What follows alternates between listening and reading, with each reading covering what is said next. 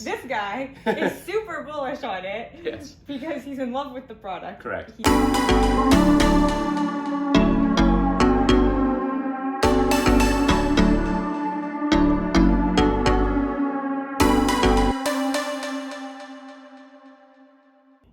We're Compound Everything, and we talk money, markets, investing. And today we are talking about how to value the company that has negative earnings. And before we get going, if you can like and subscribe to our channel, that would be really great. Yeah. So how did we decide to talk about a company that has negative earnings and how to value them, or if it's possible to value them? That's a great question. So there's a company I really like because I love their product. Yeah. So if our viewers know anything about Peter Lynch, he endeavors or endorses investing in the things that you like and use. Yes, Peter Lynch is the real investor of the people. Right. In my mind. So we're taking a page out of his book. Right. And there's a product I really love. It's called the Butterfly IQ. So as many of you know, I'm a physician. So as part of my practice, we use a lot of ultrasound. Yep. And so I do a mostly musculoskeletal practice. And we use ultrasound a lot. I use it every day. And I bought an ultrasound machine, what was it, 5 years ago now? A while back, yeah. It's just going off warranty, actually. Yeah. Anyway, so it's pertinent. Yeah. So it's going off warranty, and you're having issues with it. I'm having some issues with it. And it cost me 5 years ago. 5 years ago, $48,000. Well, actually, if you count the stand, $50,000. Over $50,000. And the Butterfly, so what it is a small ultrasound. So it's taken the ultrasound machine that I bought for... Actually, if you Google it, it's pretty sleek If looking. you Google Butterfly IQ, you'll see the product. And it's only meant for healthcare professionals, but that's fine. And we think that will change. We think that will change. I was going to say that, but okay, anyway, maybe another market niche for them. Yeah. Anyway, the point being is, they've taken this ultrasound machine that I bought for $50,000 and scaled it down, and made it such that you have now a probe that you can plug into an iPhone or an iPad or something like that, and it costs about $3,500. So that's $3,500 as opposed to $50,000. So they have taken that same product that I bought and reduced the price by over a factor of 10. Now, since we're talking about the company Butterfly, ticker is BFLY, and that's what kind of caused us to decide on talking about this today. Yeah, exactly. Because it is a little complex with the negative earnings and whatnot. But in my mind, it fulfills one of the things we talked about before, which was we talked a little bit about the three pillars. Yes, that was last time. The three pillars. And I would say there's 4 pillars of a multi-bagger. Yeah, that's right. So it fulfills each of those pillars. So I was going to actually ask you, your ultrasound machine all in was $50,000. Yeah. This is all in Canadian dollars. That's right. And the Butterfly ultrasound machine is $3,500. Yes. So the question that I would ask, not knowing anything much about the company, but one thing I do know about ultrasound is that the imaging is important. Very much so. So is the imaging comparable? Is the imaging from the Butterfly comparable? That's a great question. To the one I bought for more. Right. Close.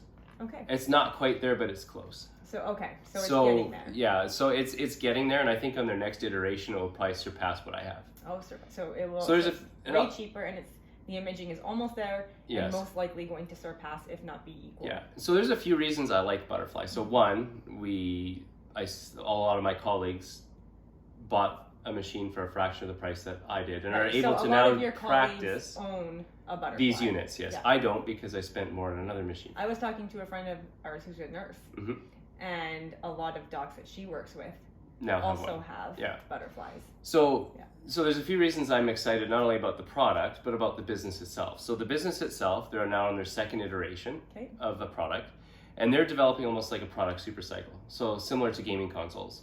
So you got your Xbox S, well, guess what? Now they have an Xbox X, right?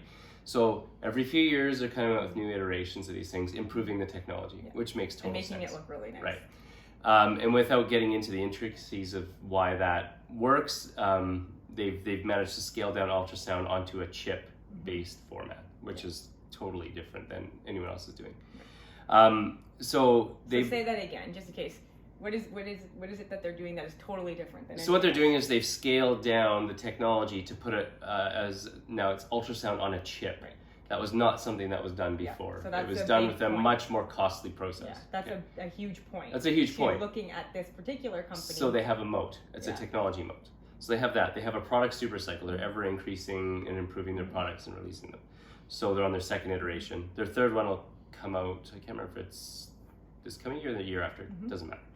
They also have subscription-based service. So every one of these units they sell, there's a subscription price that is charged to the user. How much is that subscription? $600 per year. So you would have to have a lot of years before you made up the difference to that $50,000 machine. Correct. And chances are by the time you made it to that $50,000 mark, you would be needing to replace your $50,000 machine again. Yes. Now keep in mind, for my insurance for my $50,000 machine was $1,000 per year. Per year. So it's a wash. Right. So there's many reasons I like this product. So those are the reasons I like the product, and those are the reasons I like the business.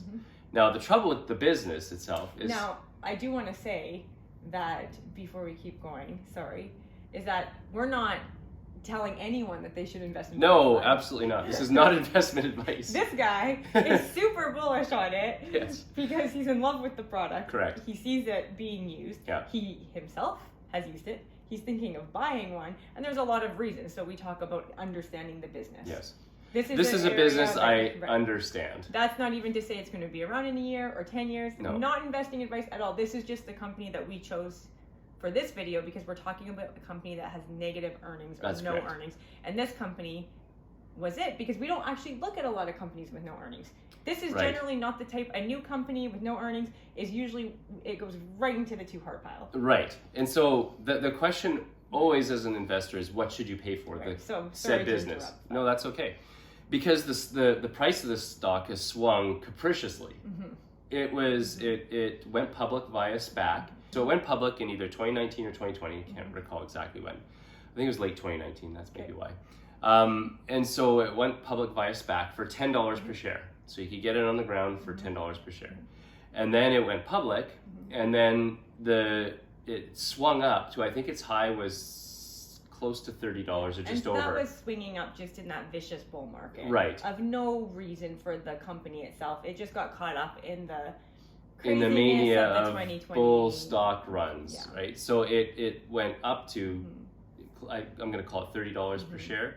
And then more recently, it dropped down to a low of just over $2. Yeah, I think it went down to $3 a just share. Over $2 a share. So this company, negative. Yes, and it's still negative earnings. Yeah. So the point being is a company that just IPOs has no history, right? Zero. So we have zero history there, and we have violent price swings. Well, why? Because people are probably having a difficult time valuing it.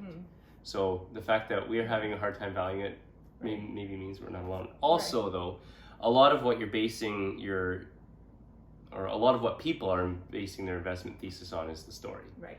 Now let's go back to the story because I kind of cut you off. So you said it's cheaper. Yeah. It's almost as good. Yep. The subscription fee is a wash because it's so cheap. Oh, it's not going to prevent me from buying a unit. And then what are other reasons that, like, you wouldn't even entertain this company if there were not more reasons than that you would even be looking into it? So if you're looking at a company that has negative earnings and no real history, there's got to be a lot of conviction. So what are some of your some of the other convictions? Well, as a practicing physician, maybe not so much in Canada, to a point, but in the U.S., you can use ultrasound to augment your billings.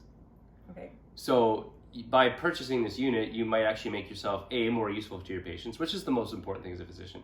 But B, if you can do ultrasound assessments, a lot of those you can potentially bill for. Right. So you actually enhance your income. Right. In Canada, that's not always true. That's not always true. Okay, so here's a question, just because we're talking about ultrasound.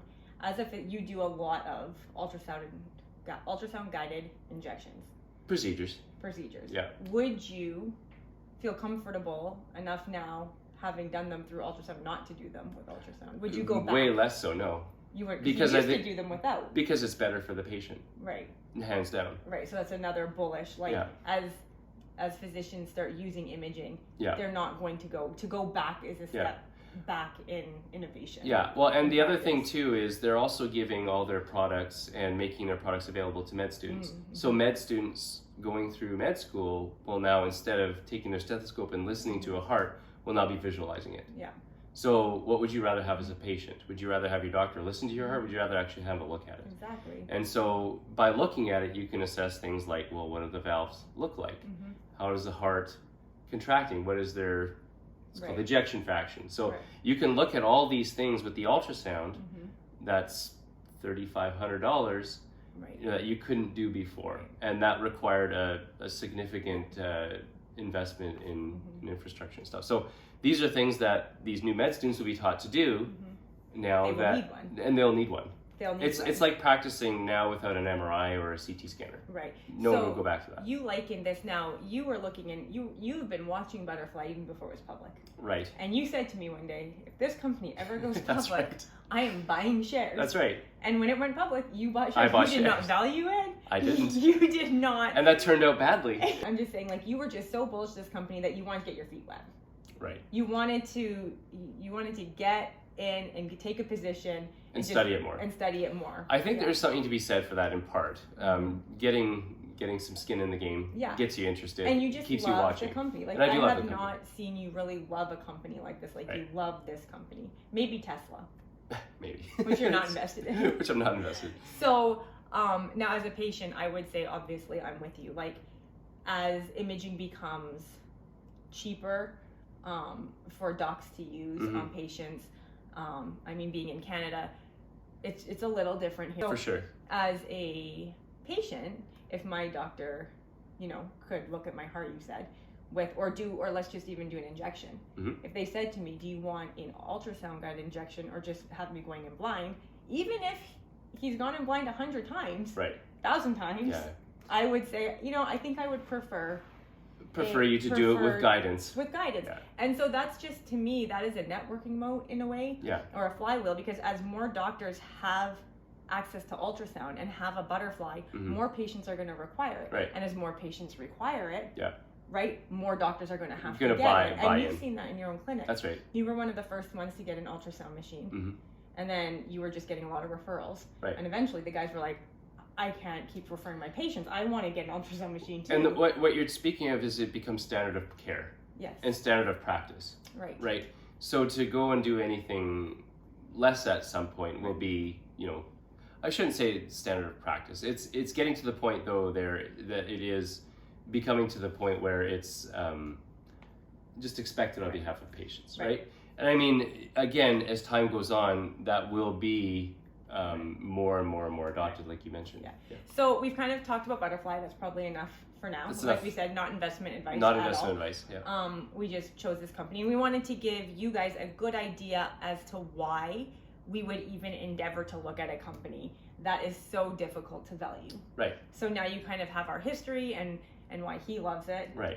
So much. I think bottom line for me, the reason I love it is I can see it making a difference in patients' lives. It's technology that's revolutionary, and it's something I believe in. In the long run, whether or not it makes a lot of money, which is ultimately the point of investment, but I do believe it's good for patients. And I think you have said to someone at some point, I think on a forum maybe, that you really truly believe that at some point, whether it be a Butterfly or not, and that's the question. That's the question. But they have the secret smoke, they have patents. Right. And so, but can someone else come along and replicate what they've done? Why not? But you have said to someone, there will come a point where every med student will have an ultrasound in their lab coat pocket, just like they have a stethoscope around their neck. That's right. And that is huge. That's huge. That's huge. So if you're looking at in terms of potential growth prospects, like total addressable market. Total addressable market is massive. And of course they're going to vets and blah, blah, blah. So now that we've discussed, why we would even bother with something so ridiculous, let's talk about, there are different types of companies that have negative earnings. For sure. So it's not only brand new companies that have negative earnings. So there's the company that has negative earnings for 1 year because they're cyclical. So for instance, or maybe they just in 2020, a lot of companies that hadn't had negative earnings for a long time came out with negative earnings Right. because they couldn't sell their product. So we'll call these companies that have events or they're cyclical. It's an outlier. It's an outlier year. So they have a good history. Yeah. And normally they would have had normal earnings except for maybe a downswing in the market, or they're a cyclical company like Ford had negative earnings throughout their history, but they've been around for 100 years more. And so you have companies like that. Yeah. So how would you go about valuing a company that has an outlier year? Depends what the reason was, in part. But let's say it was a company that just had a down year because it was 2020 and it was a restaurants were closed. Yep. Right? At that point, I'd probably just scrub the year. Yeah. And just normalize the earnings. Yeah, normalize the earnings. That's probably what I would end up doing. That would make the most sense, especially if it's just so ridiculous, such a ridiculous reason. Right. And we're not going to do that. Hopefully, we're not going to. Hopefully, we never do that again. For another 100 years. Yeah. So I would axe that year and then take it as an outlier. Okay. And assume it's going to continue as 2019. Right. So now the second type of company that can have negative earnings. Yeah. And that makes it hard to value is it has a history. But all the years are negative. Right. Right? So you can't... But maybe getting less negative. But getting less negative. Hopefully. And there's no... And this is the thing that makes it so difficult. There's no comparables. Right. So examples, one that we kind of thought of together was Airbnb. Yeah. So really, there's no publicly traded comparable to Airbnb. Like who else runs a kind of pseudo hotel? Right. You can't compare it to the hotel companies because they don't actually own the assets. Right. And it's just a very different company. Right.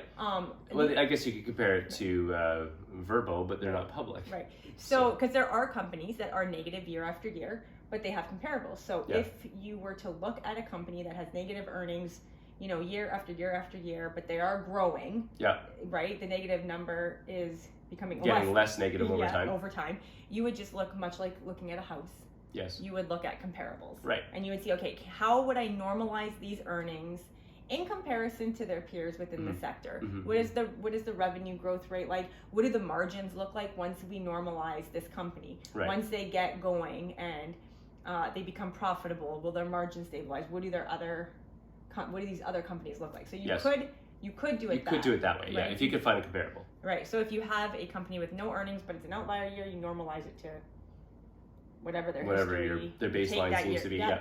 If you have a company that has many, many years of negativity, but they are getting better, you would look at comparables and normalize their margins and their revenues and all that. And extrapolate from there. Right. Now there's another type of company that has negative earnings, and this is where Butterfly falls. Yes. And that is a company that has constant negative earnings. Yeah. So that's an outlier. That's just the company they are. Yeah. It has no comparables because it's the first to market in whatever they're doing. Right. And it has almost zero history. Right. And that's where Butterfly falls. They've only got 2, maybe 3 years of history. Yeah. They have negative earnings throughout their lifetime, and no one else really does what they do necessarily. Yeah. You may say, well, there's other medical technology firms, and that is true. So maybe you could go aside and say, make an assumption and say that's similar, but it'd have to be very similar in terms of business models. Are they going to have a recurrent super cycle? Are they going to have a subscription-based service and model? And what is the remaining growth left in that industry? Right. So that's a trifecta of problems. Of hard. Right. So I think I wrote in my notes that if you have a company that has no earning, it's not an outlier year, it's just a product of that company. Yeah. Right? It's just a characteristic, of that company is negative earnings. Yeah. It has no comparables and it has no history. So probably your investment thesis becomes guess, hope. Yes, and I would say that's probably accurate. But there are ways to value it. Right. Which we'll get to next time. Right. I wonder, one of the ways, and I'm going a little off the beaten path here, one of the ways historically I've kind of looked at some of these ones, and maybe you buy yourself some margin of safety if you compared it or valued it based on strictly assets.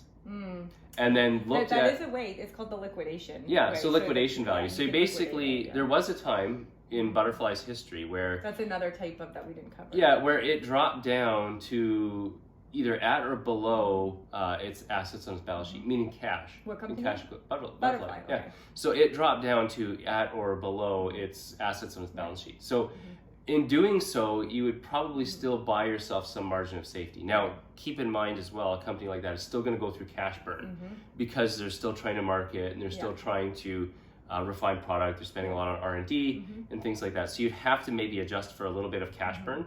But at that point, if you can buy it for less than its assets on its balance sheet, maybe you're getting yourself something. Yeah, and I guess we should have touched on that earlier, but that is another way. Yeah. And actually Monesh that's I think one of the companies he found. Yeah.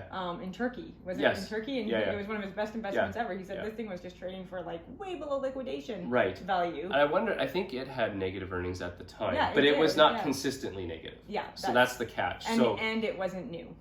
And it wasn't new. It had a history. It had a history. So the newness is, in my mind, the newness of the company is one of the things that makes it such a speculation. And lack of comparables. Right. And they are going through some headwinds. So like, what's the company that's suing them? Oh, Sonosite. Sonosite is suing them, saying like, I don't even know, you've looked into it. Basically saying it's patent infringement. Yeah, patent infringement. And they've come out and fired back and said, Sonosite's just saying this because they are not innovating and we're way better than them. Yeah. So just all this newness, there's a lot of, obviously because they are taking a lot of market share from these older companies. So these older companies are going to be gunning for this. And in my experience, the product is so different and whatnot that a lot of these companies are probably getting a little nervous. And then of course you have, so again with a new company, if it is a great product like Butterfly, you're going to have other companies that are going to be like, wow, I want to get in on that. Yeah. And that's something we'll talk about next time because as the company grows and gets bigger, the revenue growth tends to slow down, and there's a lot of reasons for that. One of them is competition. For sure, will come in and enter the market and whatnot. So I think we'll stop there because now we're actually going to get into how to value, what numbers to look at, what we can do to kind of have an idea to what the intrinsic value will be of this company in X amount of years. And I think that the thing for us as investors to keep in mind is it's not one solid number, but a range. No, a range, right. A range of what's fair, reasonable. Right. And we are totally aware that this is crazy as value investors. Just absolutely bananas that we would even look at a company like this. Right. And again, I think for myself, it's just I believe in the product. And it's one of those things that I want to see work. Yeah. So I want to put my money behind it. Yeah. As a physician, you want to see work. As a physician, I want to see work. It's good for the patient. Yeah. It's economical for the doctor. Yeah. It's good for even, in our case, it's good for the one-payer healthcare system. It costs them less. Exactly. So there's just so many benefits. There's so many reasons for it. So not truly a value investment. I mean, although I would argue that philosophically, any investment can be a value investment at some price. Yes, you are right philosophically. Yes. Okay. So that pretty much wraps up our conversation on companies with no earnings and a little introduction into how much we love Butterfly, how much you love Butterfly. How much I love Butterfly. If you can like and subscribe our video, that would be great. And we will see you next week.